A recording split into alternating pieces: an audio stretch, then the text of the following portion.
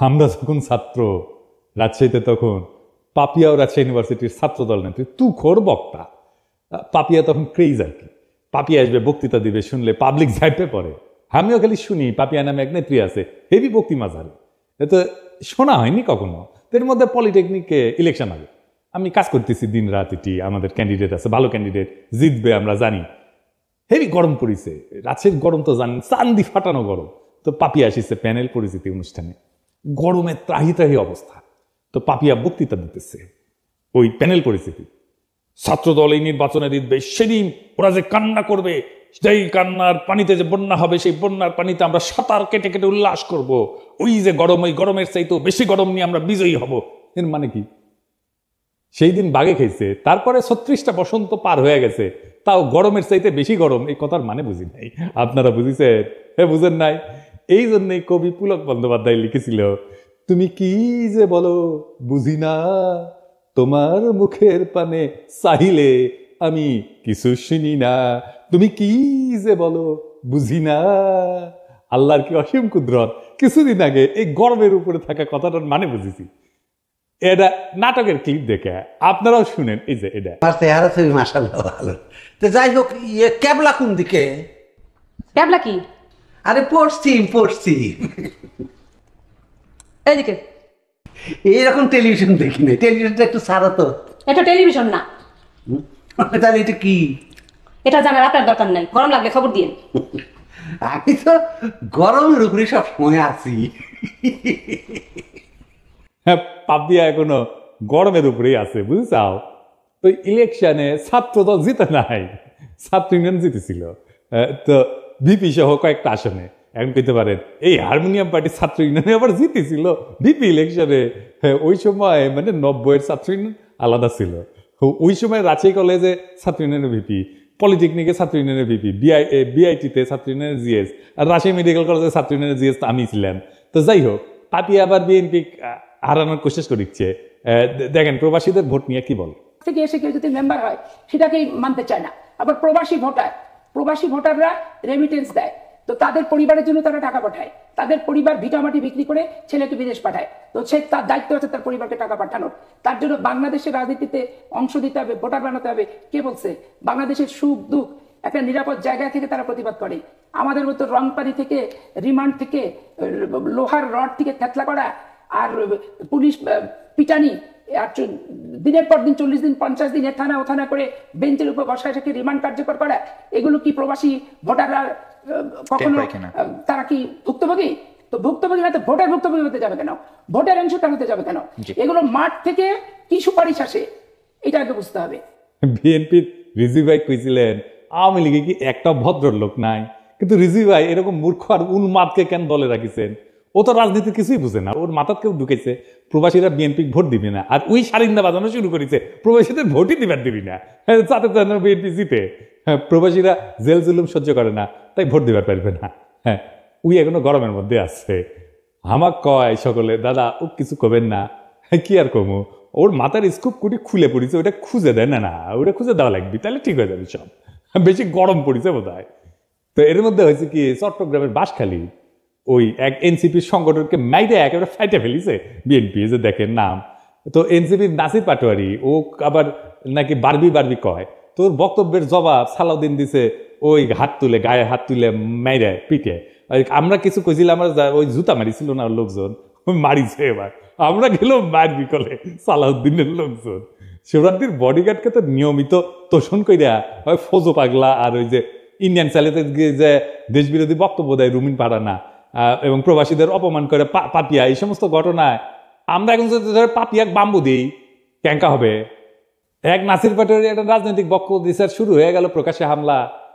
চরমনাইকে সালাউদ্দিন সাহেব বলছে চরের দল, আর কয়েকটি দল সরোয়ার্দী উদ্যানে জনসভা করেছে, বলছে সংসদের নিম্ন কক্ষে অনুপাত চাই, উচ্চ কক্ষে অনুপাত চাই, অনুপাত ছাড়া নাকি বাংলাদেশে নির্বাচন হবে না। যারা এই কথা বলছে তারা একটা চরের দল, তারা কখনো একটি আসনও পায় নাই, একটা মেম্বার চেয়ারম্যানও হইতে পারে নাই। শেষ পর্যন্ত একটা সিটি কর্পোরেশনের নির্বাচনে আওয়ামী লীগের অধীনে নির্বাচনে গেছে, সেই নির্বাচন আমরা বর্জন করেছিলাম। সেখানে একটা দন্ত মোবারক শহীদ হয়ে গিয়েছে। শুধু ছাত্রদের মুতে ভাসিয়ে দিতে চাইছিল। এগুলো কি? এই কথা বললে একেবারে একেবারে স্যাট করে ফেলে হবে।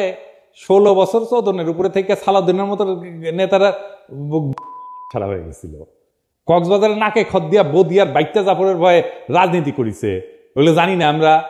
আর আজ জুলাইয়ের এক তরুণের রাজনৈতিক বক্তব্যের জবাব দিচ্ছে গায়ে হাত তুলিয়া, গাড়ি বাওয়ারে হামলা করিয়া, পথসভার মঞ্চ ভেঙে দিয়া। এই বিএনপি বড় বড় নেতারা খুব হুঙ্কার দেয়, কিন্তু শহীদ সালাউদ্দিন কাদের চৌধুরী ফাঁসির পরে সারা দেশে একদিন হরতাল দিতে পারে নাই। চট্টগ্রামে আধা বেলা হরতাল ডেকে দায়িত্ব সারিয়েছিল, এখন এদের র্যাডম বেরিয়েছে, আর্কিউলিস হয়ে গেছে।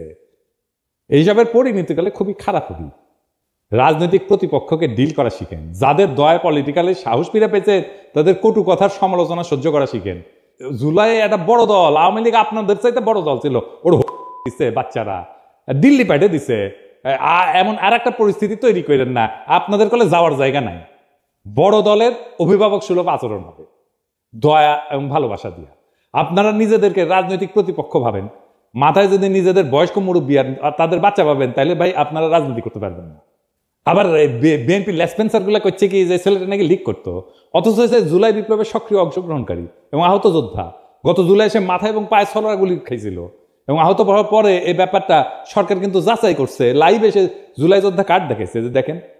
ইতিমধ্যে একটা খবর আমরা পেলাম যে বাঁশখালী, চট্টগ্রামের বাঁশখালীতে আমাদের একজন সংগঠক এবং আমাদের নেতা একই সাথে গত জুলাই সে আহত, গুলিবিদ্ধ, তার পায়ে এবং মাথায় ছড়া গুলি যেটা সেটা সেই মানে আহত সে, এবং সে এনলিস্টেড আহত, যেটা মানে সরকার কর্তৃক যেটা জুলাই যোদ্ধা কার্ড দেওয়া হয় আর কি আহতদের জন্য।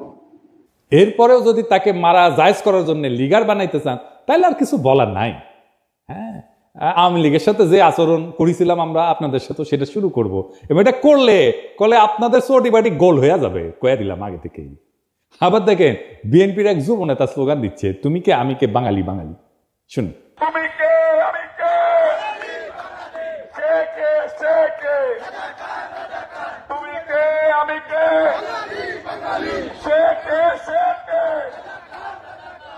বিএনপির আদর্শ হইতেছে বাংলাদেশি জাতীয়তাবাদ। বাঙালি জাতীয়তাবাদকে পরাজিত করে বাংলাদেশি জাতীয়তাবাদের প্রবক্তা ছিলেন শহীদ জিয়া, এবং এটা শহীদ জিয়ার অরিজিনাল আইডিয়া, কেউ কয়া দেয়। শহীদ জিয়ার রাজনীতিকে এরা কম্পোর্ট দিয়ে দিল, এরা বিএনপিকে আওয়ামী লীগ বানায় ফেলতেছে। সাবাস বাঘের বাচ্চা, ওই ভাবিচ্ছে যে এই কইরা লীগের ভোটগুলো টানবি, কিন্তু ওর যে নিজের ভোটগুলো জয় বাংলা হয়ে যাবে সেই খবর আর নাই। তো এই নয়ন সম্পর্কে শোনা যায় নাকি প্রচুর চাঁদাবাজি করেছে, জানি না। নয়ন তুমি কিছু মাইন্ড করো না, শুনিচ্ছি আর কি, সত্য মিথ্যা জানি না। তবে নয়নের কাছেও এই অনুসন্ধানী সাংবাদিক ওই চান্দা চাইছিল, এটা নয়ন নিজেই কইছে, শুনেন। উনি তো সেনাবাহিনীর মানে বহিষ্কৃত কর্মকর্তা, উনি সেনাবাহিনীতে চুরি করেছে, উনি মাদক এডিক্টেড, যে কারণে ওনার চাকরি চলে গিয়েছে। উনি তো আমার কাছে চাঁদা চাইছে, আমার কাছে লোক পাঠাইছে চাঁদার জন্য। নয়ন তুমি ওরে গুরু মানো, তুমি ওরে গুরু মানো, তোমার কয় চান্দা, তোমার কাছে যদি চান্দা চায় তাহলে কি অবস্থা চিন্তা করো। যাই হোক, গতকাল জামাত মহাসমাবেশ করেছে, তো এই সমাবেশের তাৎপর্য কি মেলাজন মেলা হিসাব পত্র দিচ্ছে। আমি হিসাব নিয়ে পরে আসিছি, পরে একটা এপিসোড করবো নি যদি টাইম পাই। আসেন এমনি সমাবেশের তাৎপর্যটা বুঝে দেখি। তো ওই গতকালকে ওই যে বাঙালি জাতীয়তাবাদ এবং জয় বাংলার লোকেরা, এদের কিন্তু গভীর বেদনার দিন ছিল। তারা মুখে কিছু কয় নাই, কিন্তু আমি জানি তাদের হৃদয়ের ভিতরটা থমথম করেছিল। এবং অনেকের জন্যই যারা 1971-কে মুক্তিযুদ্ধকে এখনো অন করে, তাদের জন্য একটু অস্বস্তিকর দিনটা। কেন জানেন? যে ঢাকার রেসকোর্স, ওইখানে জামাতে ইসলামী সভা করছে, যেখানে 7ই মার্চে শেখ মুজিব সোহরাওয়ার্দীর বডিগার্ড ভাষণ দিছিল, ওইটা কিন্তু তাহলে একটা নিছক সমাবেশ থাকে না, এইটা একটা রূপক অর্থে পুনর্দখল হয়ে যায়, নীরব পুনর্দখল, সাইলেন্ট রিক্লেমেশন হয়ে যায় জামাতের পক্ষ থেকে। তো সেই 7ই মার্চে যে শেখ মুজিব ওইখানে ভাষণ দিছিল, ওই দিন শেখ মুজিব কেবল একজন নেতা ছিল না, সে ছিল একটা জনরায়ের প্রতীক। বাঙালি মুসলমান নিজেদের প্রয়োজনে ভোট দিয়া তারে মুজিব বানাইছিল, নেতা বানাইছিল। এভাবেই কিন্তু নেতা বানায়, নেতা তৈরি হয় না, নেতা বানায়, জনগণ বানায়। যদি মৌলানা ভাসানী 70-এর নির্বাচনে অংশ নিতেন তাহলে ইতিহাস হয়তো অন্যরকম হইতো, মুজিবের জায়গায় রেসকোর্সে দাঁড়াইতেন ভাসানী। তার মানে রেসকোর্স ময়দানের প্রতিটি জমায়েত, প্রত্যেকটা উচ্চারিত শব্দ 71 সালের এক নীরব হিসাব 71 সালের একটা হিসাব নিকাশকে কিন্তু ছুঁয়া যায়। এই জায়গাটা কেবল জয় বাংলার না, বরং বাংলাদেশি আত্মপরিচয়েরও প্রতীক। কিন্তু 1976 সালে 7ই মার্চে ওইখানে জামায়াতের সমর্থকরা পাকিস্তান জিন্দাবাদ স্লোগান দিয়েছিল, কনফেডারেশনের দাবি তুলেছিল। তখনও কিন্তু জামাত আনুষ্ঠানিকভাবে দল হিসেবে আত্মপ্রকাশ করেনি বাংলাদেশে। এই ঘটনার ভিতরে নিহিত আছে বাংলাদেশপন্থী নাগরিকের জন্য কিছুটা হলো বেদনার, এমনকি অপরাধ বোধের কারণ কিন্তু আছে। কিন্তু কাকে দোষ দিবেন? এই আত্মধ্বংসী বাস্তবতার জন্য দায়ী শেখ মুজিব নিজে এবং তার কন্যা শেখ হাসিনা। কারণ তারা জনগণের ভোটের পরিবর্তে ভরসা করছে ইন্ডিয়ার উপরে, এবং কলকাতার চিন্তকদের ইন্টেলিজেন্সিয়ার মাধ্যমে বাঙালি জাতীয়তাবাদকে আমদানি করে আমাদের উপরে চেপে দিছে কলোনিয়াল তালুকদারির উত্তরাধিকার হিসাবে, যার ফলাফল বাংলাদেশের মুসলমানরা তাদের প্রত্যাখ্যান করছে। সত্যি কথা বলতে, যদি আওয়ামী লীগ 1975-এর পর গণতান্ত্রিক ধারায় ফিরে আসতো, সে আর কলকাতার ইন্টেলিজেন্সিয়ার পরামর্শে বাঙালি জাতীয়তাবাদ চাপাই না দিয়া বাংলাদেশি চেতনাকে বিশ্বাস করত, যদি তারা জিয়ার তুলনায় আরো গণতান্ত্রিক হওয়ার দিশা বেছে নিত, তাহলে আজ তাদের এমনভাবে উৎখাত হইতে হইতো না। তাই আজ যারা বাঙালি জাতীয়তাবাদের পতাকার নিচে বুক চাপড়ে কাটতেছেন, তাদের অনেকেই শেখ হাসিনার ওই ভারত ঘেঁষা রাজনীতির বিরুদ্ধে আপত্তি করেন না, কিন্তু বরং নিজেদের ভিতরের ইসলাম বিদ্বেষ থেকে জামাতকে গালি দিচ্ছেন, জিন্নাকে গালি দিচ্ছেন, বাঙালি জাতীয়তাবাদকে ধর্ম বিদ্বেষের হাতিয়ার বানাইছিলেন। শুধু তাই না, হাসিনার নির্মম নির্যাতন, নিপীড়ন, গুম, খুন, হত্যাকাণ্ডে তারা নীরব সমর্থন দিচ্ছেন। বিদেশে লুটপাট করা টাকা ভাগাভাগিতেও তারা মুখ ফিরায় থাকেন। এবং এরই ফলাফল হলো আজকের এই পরিণতি, আওয়ামী লীগের পতন আর জামাতের উত্থানের বাড়তি সুযোগ। তবে এই মিটিং আর একটা অভাবনীয় ঘটনা ঘটছে। কি সেটা? জামাতের আমির, আমার অত্যন্ত পছন্দের বড় ভাই, তিনি 2 বার বক্তৃতা দিতে গিয়ে কোলাপস করে পড়ে গেছে। এইটা কি একটা রাজনৈতিক দলের নেতার জন্য কাম্য একটা বিষয়, কাম্য ঘটনা? এর ফলে কি জামাত আগাইলো না পিছাইলো? জামাতের কি দুর্নাম হবে? ওনার কি নেতৃত্বের সামর্থ্য নিয়ে প্রশ্ন উঠবে? না, এতে ওনার জনপ্রিয়তা বাড়বে। হিসাব করে দেখেন কারণটা কি? এতে একটা আবেগের সংহতি তৈরি হয়। নেতা যদি হঠাৎ অসুস্থ হয়ে পড়ে, জনগণ তাকে রক্ত মাংসের মানুষ হিসেবে দেখতে শুরু করে এবং একটা সহানুভূতির ঢেউ তৈরি হয়। মানুষ মনে করেন তো দেশের জন্য এরকম করছেন, এই অনুভূতি কাজ করে। এইভাবে কোলাপস করলে তাকে একজন ত্যাগী যোদ্ধা হিসেবে তুলে ধরে। দেখো দেখো দেশের জন্য কতটা কষ্ট করতেছে, এই বার্তা ছড়ায় পড়ে। পলিটিক্সে সবাই কথা বলে, কিন্তু সবাই কথা বলার মতো থাকে না। আর যখন কেউ কথা বলার মাঝখানে হঠাৎ এইভাবে নিঃশ্বাস হারায় ফেলেন, তখন মঞ্চ কেঁপে ওঠে। একটা শরীরের পতনে তখনই শুরু হয় এক নতুন ধরনের রাজনীতি। না, আমরা বীরত্বের কথা বলতেছি ভাঙনের মধ্যে দিয়ে উত্থানের কথা। যখন নেতা কোলাপস করেন, তখন তিনি কেবল মাটিতে পড়েন না, তিনি পড়ে যান মানুষের হৃদয়ের গভীরে। শফিক ভাই এইভাবেই হৃদয়ের গভীরে পড়ছে। যেটা ঘটছে আমরা দেখছি, একটা জনসভা, লক্ষ লক্ষ মানুষের ভিড়, নেতা কথা বলতেছেন, সরাসরি আগুন জ্বলা ভাষণ, হঠাৎ থেমে গেলেন, নিঃশ্বাসের শব্দ বেড়ে যায়, 1 পা 2 পা করে, তারপরে ধপাস করে পড়ে গেলেন মঞ্চে। অনেকে চিৎকার করে গেছেন, কিন্তু তিনি কি সত্যি পড়ে গেছেন নাকি ঠিক তখনই তিনি মানুষের হৃদয়ে উত্থান করেন? আমি কয়েকটা আন্তর্জাতিক ঘটনার কথা বলি। রবার্ট এফ কেনেডি ভাষণ শেষে গুলিবিদ্ধ হয়ে মঞ্চে পড়ে যায়। কোনো রাজনৈতিক প্রতীক কখনো এত রক্তে জন্ম নেয়নি। তার জন্য পোস্টার ছাপা হয়, এতেই উনার জনপ্রিয়তা আকাশচুম্বী হয়ে যায়। রাজনীতি মানে কিন্তু পারফেকশন না। মানুষ চায় একজন তার মতো একজন মানুষ, তার মতো একজন ভাঙা নেতা, যে তার মতো কষ্ট পায়, যে তার মতো কাঁদে, যে তার মতোই ভালনারেবল। এটাই হিরোইক সাফারিং এফেক্ট। নেতা যদি ভোগে, জনগণ তাকে ভালোবাসে। ফরাসি চিন্তাবিদ জালুক ন্যান্সি, উনি বলছিলেন, যে শরীর কষ্ট করে সেই সত্য বয়ে আনে। আর জর্জিও আগাম্বেন উনি বলছিলেন, the moment the sovereign body collapses, the political soul rises. তাহলে প্রশ্ন দাঁড়ায়, নেতা যখন পড়ে যায় তখন কি উঠে আসে? উঠে আসে ক্ষমতার নতুন ভাষা। ভাঙন থেকে উঠে আসে এক নতুন প্রতীক, যেখানে নেতা আর কেবল মানুষ না, তিনি হয়ে ওঠেন সিনেমার মতো সাহসের স্থাপত্য, বীরত্বের প্রতীক, আস্থার জায়গা, ভরসার জায়গা, এবং মানুষ কানেক্ট করতে পারে তার সাথে। নেতৃত্ব সবসময় ভাষণের মধ্যে থাকে না, এইভাবে পতনের মধ্যেও থাকে। তাই এটা সিম্বলিক ব্রেকডাউন। ফরাসি দার্শনিক রোলা বার্ট বলছিলেন যে মৃত্যুর কাছাকাছি যাওয়ার প্রত্যেকটা মুহূর্তই একটা রাজনৈতিক পুনর্জন্মের আভাস দেয়। নেতা যখন কোলাপস করে, তখন মানুষ বোঝে এই লোক নিজের চেয়েও বড় কিছুতে বিশ্বাস করে। আর এখানেই আসে এক গভীর থিওরি, যেটা আগে বলছি, হিরোইক সাফারিং এফেক্ট। নেতা যখন কষ্টে পড়ে, তার প্রতি সহানুভূতি বাড়ে, আর সহানুভূতির সাথে আসে বিশ্বাস। বিশ্বাস থেকে তৈরি হয় কারিশমা। জার্মান সমাজবিজ্ঞানী ম্যাক্স ওয়েবার বলছিলেন, কারিশমা হচ্ছে এক ধরনের ঐশ্বরিক বা অতিপ্রাকৃত বৈধতা, যা দুর্দিনে প্রকাশ পায়। নেতার শরীর যখন হার মানে, মন তখন কথা বলে। আর মনই তখন জনগণের সাথে একাত্ম হয়ে যায়।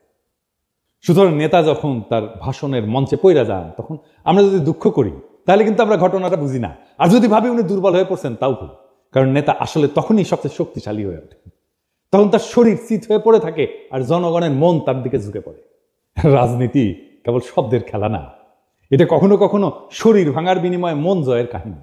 শফিক ভাই মানুষের মন জয় করে ফেলছে। উনি মন জয় করার মতোই মানুষ, একজন অত্যন্ত উঁচু মনের মানুষ, একজন অত্যন্ত ক্যাপাবল লিডার। শফিক ভাই দ্রুত আরোগ্য লাভ করেন, আবার রাজনীতির মঞ্চে ফিরে আসেন। আমাদের অনেক কাজ করতে হবে একসাথে, সেই কাজে শফিক ভাইকে দরকার, শফিক ভাইয়ের মতো নেতা দরকার, শফিক ভাইয়ের মতো মুরব্বী দরকার। আমরা চাই আমাদের নেতা আমাদের মতোই হোক, আমাদের মতোই রক্ত মাংসের মানুষ হোক, আমাদের মতোই দুঃখ পাক, আমাদের মতোই কষ্ট পাক, আমাদের মতোই কান্না করুক, আমাদের মতোই ভালনারেবল হোক। আমাদের রাজনীতিতে সেই রকম নেতা সবাই হয়ে ওঠেন। আমরা সেই কামনা করলাম, সেই নেতারাই আগামীর বাংলাদেশ নির্মাণ করতে পারবে। সেই দিনের অপেক্ষায় আমরা থাকলাম। আমরা সেই দিন একসাথে আবার সেই বিপ্লবকে পুনর্নির্মাণ করব, আবার সেই বিপ্লবের স্বপ্নে আমরা নতুন বাংলাদেশ গড়ে তুলব। ইনকিলাব জিন্দাবাদ।